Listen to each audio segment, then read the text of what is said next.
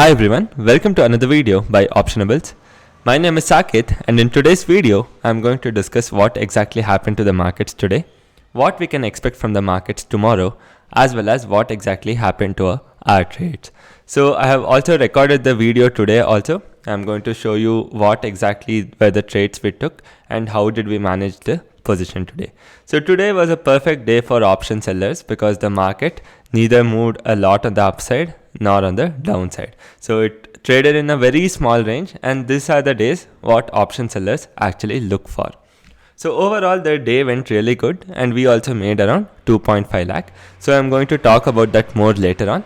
So first we'll just look at what exactly happened to the market. Before we move on to that, if you're liking the content on this channel, then please do take out some time to hit the like button, share this video, as well as subscribe to Optionables. So now when you look at 5-minute chart of both Nifty and Bank Nifty. So this is 5-minute chart of Bank Nifty. Initial 1 hour, we saw some selling coming in Bank Nifty as well as Nifty. Bank Nifty opened flat, and immediately as it opened, there was some severe selling in Bank Nifty, and it immediately crashed around 200 points in the first hour itself. But after this, Bank Nifty absolutely moved nowhere. So you can see that the point at 10 o'clock was around 38,450, and it also closed at 38,450. So from 10 o'clock, Bank Nifty has almost moved 0 points, right? So the thing is, it is pretty obvious why exactly it fell. One is that today FIIs were net sellers. So if you look at the institutional data, so FIIs have sold around 1,390 crores. And when they are selling so much, which is their favorite stock to sell? It is obviously HDFC Bank. And whenever they are buying also, their favorite stock is HDFC Bank, because you can see that the institutional holding in HDFC Bank is extremely high. So whenever FIIs are buying a lot, they usually end up buying HDFC Bank, and when they are selling also, they usually end up selling HDFC and Kotak Bank. So both HDFC and Kotak were down 1.5, also around 2%, and that's the reason even Bank Nifty also fell as soon as it opened. But later on, it consolidated for the entire day. Whereas when we look at Nifty, Nifty today opened on the higher note because IT results were pretty good. Even TCS opened gap up. Even Infosys, there was a gap up. And immediately, there was selling in Nifty also along with Bank Nifty. But post 10 o'clock, we really didn't see any kind of move. And Nifty also consolidated around 18,200 to 18,250. So around this entire range of 50 points for almost 4 to 5 hours. Till 3 o'clock, it actually consolidated in this range alone. Later, Bank Nifty, after 3 o'clock, Bank Nifty actually didn't recover much. But we saw some buying coming in stocks like Reliance as well as the IT stocks, and hence Nifty was actually able to break 250 and close above 250. So Nifty almost closed at the day's high, whereas Bank Nifty closed around 0.6, 0.7% down. So that will bring us back to the next question. What exactly are we expecting from the market tomorrow? And today again, thanks to DIIs, we sort of stabilized because they bought for around 1,000 crores. And when we look at the top gainers as well as losers, it was mainly from the metal pact. The top gainers were, and you can see that there's Coal India, JSW Steel, and Tata Steel. And on the top losing front, obviously it is the banks. So IndusInd Bank, Kotak Bank, HDFC Bank. So all of these banking stocks underperformed. Along with that, Wipro also fell close to 6%. The surprising thing is, even though Wipro crashed around 6%, I particularly know a lot of option sellers, put option sellers in Wipro, who actually ended up making money in spite of selling a put option and Wipro crashing 6%. So this is mainly because of the IV crash. So what exactly happens is when they're going towards an event, so there is a lot of expectation and lot of uncertainty. So this is when option premium usually rises. So this is when, as an option seller, since there is so much uncertainty, you don't know what will happen tomorrow. Either the results can be excellent and it can end up going up, or it can be very bad and it can end up falling around 6% like how it did today. Or it can be in line and it might end up consolidating. So the point here is, as an option seller, you assume a lot of risk because anything can happen tomorrow. So when there is so much risk, obviously you also demand higher premium. So you tell the option buyer, pay me higher premium because there are higher chances that you will end up making money if the event is pretty bad or pretty good. Then there will be a huge move and you will end up making money. So the premium demanded by the seller will be very high before the event.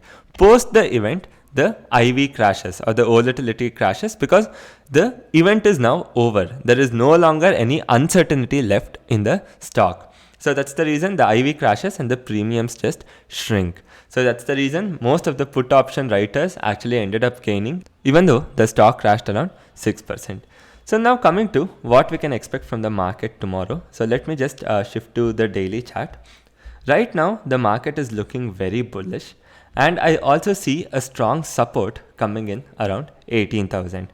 So if you were to ask me, so I would expect the market to consolidate with a bullish bias. So I don't see the market actually breaking 18,500.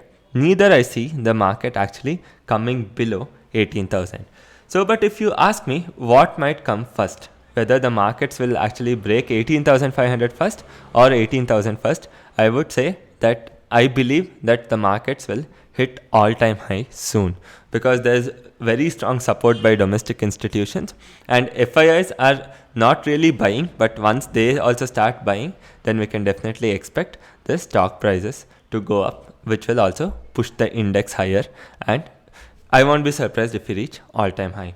So right now I see a very strong support at 18,000 and that's the reason I have sold next week 18,000 put option at somewhere around 55 rupees. So today around 3 o'clock I sold 18,000 put option at around 55 rupees. And coming to Bank Nifty, again here I expect some kind of consolidation between the range of 37,500 on the downside to 39,500 on the upside. So here, if the Bank Nifty actually has to break, then it has to be either Kotak or HDFC, which should end up outperforming because they are pretty much underperforming the entire banking pact. ICICI and Axis are doing really well, and you can see that in this journey from 34,000 to somewhere close to 38,000, in this journey of close to 12 to 13%, HDFC Bank has just gained around 7%, and this is significantly underperforming the entire banking pact. So one of the reasons is that the results are there this Saturday, and during this COVID time, HDFC Bank restructured a lot of loans compared to ICICI. So technically they had to recognize this as NPAs, but they ended up restructuring these loans, and some of the money is being shifted from HDFC to ICICI. But unfortunately, in Bank Nifty, HDFC has the highest weightage. So around 30% of Bank Nifty is made up of HDFC. And if we want to see Bank Nifty hit a new high, then HDFC and Kotak should end up performing. So right now, they are lagging quite behind. So let's hope for the best that at least the result is good. And since it has already underperformed, if the result is good on Saturday, then we can easily expect HDFC Bank to head up higher, and that will also take Bank Nifty higher. So now coming to what exactly happened to today's trade. Today we took trades mainly in Bank Nifty, and we also took some trades in Nifty, which I'm going to explain later. So first I'm going to explain the logic on the charts, and later I'm going to show you the live trading video. So what exactly did we do? So initially, as soon as the market opened around 9:30, we ended up creating a short strangle.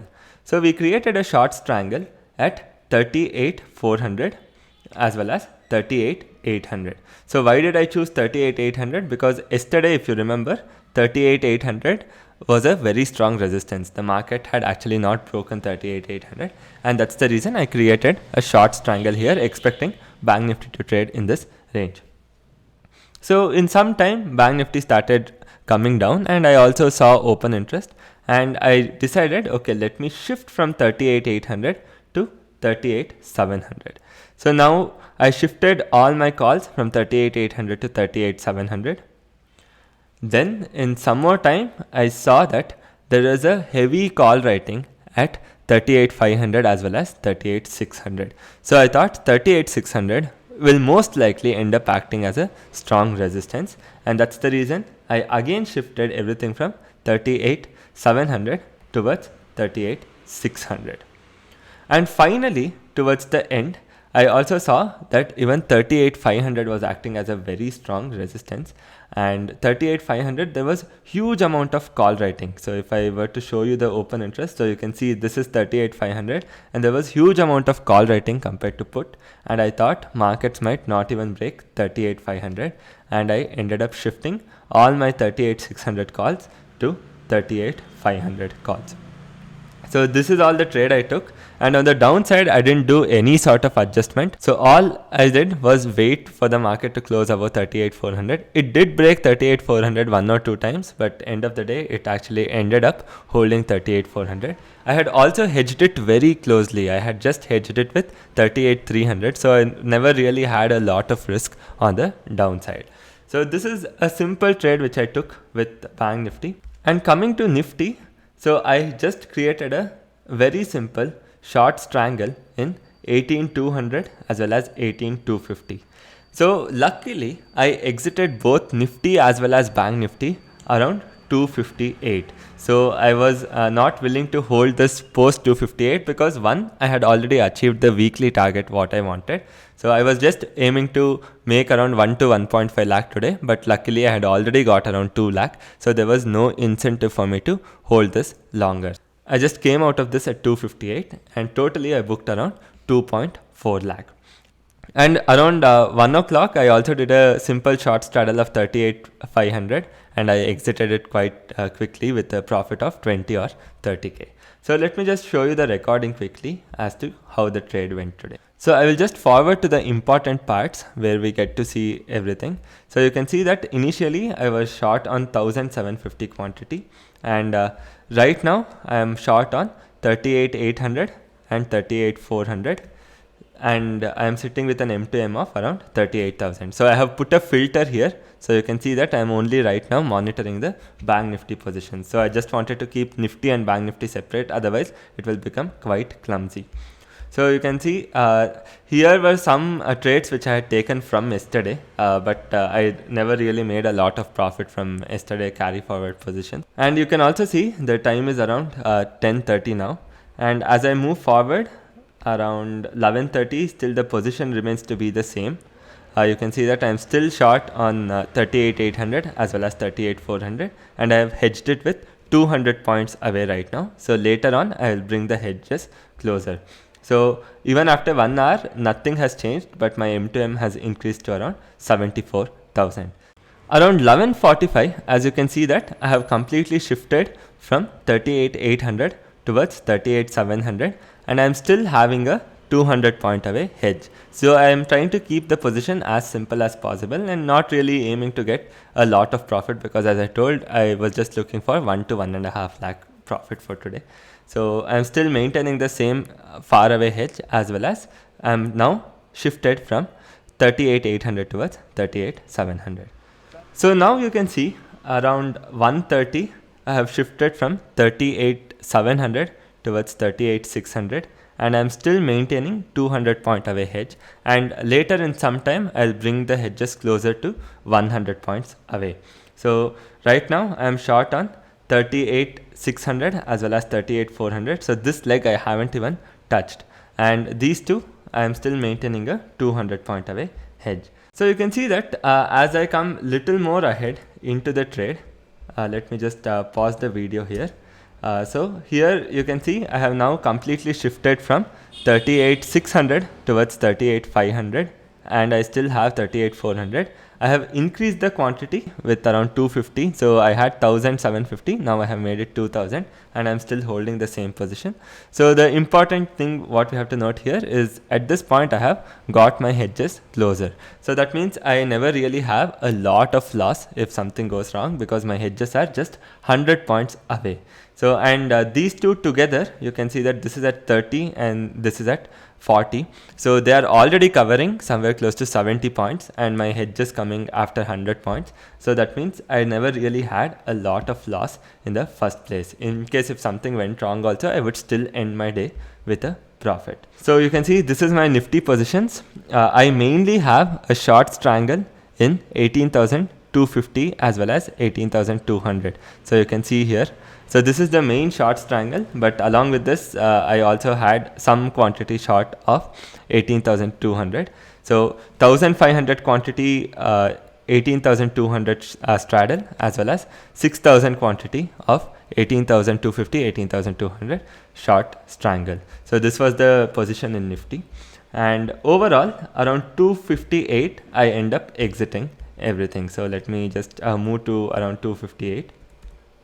So around 258, 259, you can see that I end up exiting everything, and now my position is overall 0, and totally I have booked an M2M of 2,45,000.